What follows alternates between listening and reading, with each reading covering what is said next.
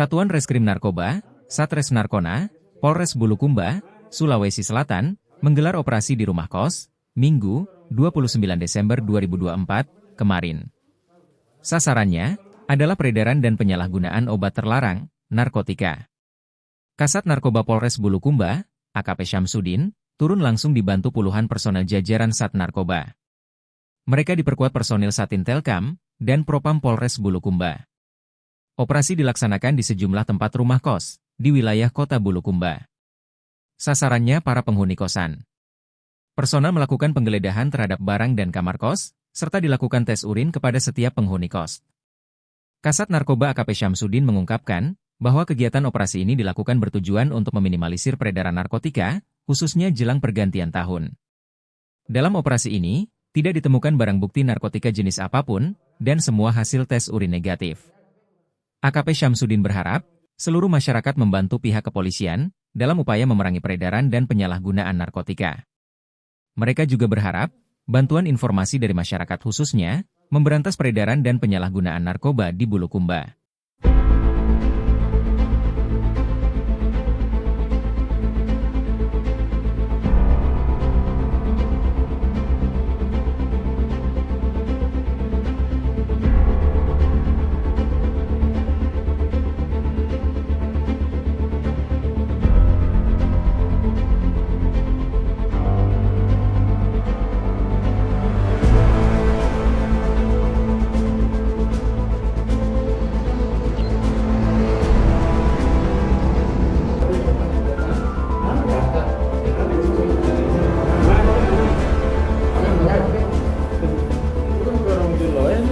Kencing dulu ya. Jangan terlalu kencing. Kencing.